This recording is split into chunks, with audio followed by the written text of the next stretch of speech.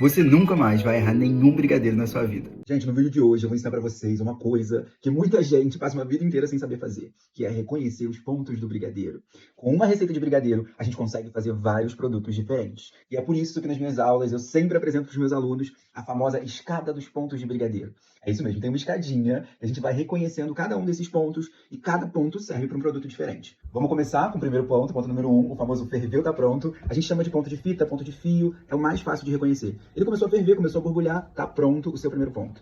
A gente levanta a espátula, o que cai da sua espátula é totalmente líquido e ele se mistura com o brigadeiro que tá na panela. Ele é mole, então ele vai se misturar completamente. Para que serve esse ponto, gente? Serve para fazer calda de bolo vulcão. Sabe aquela calda que escorre do seu bolo? Ela fica um líquido grosso depois que esfria, mas é perfeita para você fazer esse tipo de bolo caseiro. Se você quiser, dá para fazer também bolo de pote, copo da felicidade, enfim. Qualquer produto que precise de um brigadeiro mais fluido. E a gente vai pro ponto número 2, que é o ponto de bloco. Se anteriormente o brigadeiro que caía da minha espátula era totalmente líquido e se misturava na panela, a partir de agora esse nosso brigadeiro começa a ficar um pouco mais firme e ele começa a boiar na nossa panela. Ou seja, o brigadeiro que cai da espátula boia no brigadeiro que tá na panela. Então ele já começa a cair aos pouquinhos mais firme e ele vai servir, gente, pra gente fazer bolo decorado. Sabe aquele bolo que a gente coloca a camadinha de contenção, tem um recheio bem cremosinho? Então, esse é o ponto ideal pra gente fazer recheios de bolo no geral. Por que eu tô diferenciando esse tipo de bolo com outros tipos de bolo? Bolo que tem camada de contenção e bolo que não tem camada de contenção. Porque existe um bolo chamado naked cake, que é o bolo pelado. Bolo pelado é um bolo que o recheio precisa sozinho dar conta desse bolo todo. Ele não tem cobertura e ele nem tem camada de contenção para proteger ele. Então o recheio utilizado nesse tipo de bolo precisa ser um pouco mais firme. E é por isso que chega o ponto número 3, que é o que a gente chama de ponto de castelinho.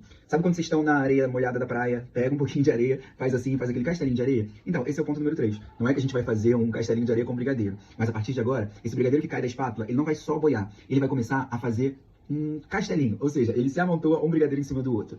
Então, esse brigadeiro já é mais firme e é perfeito pra gente fazer o que a gente chama de naked cake ou bolo pelado.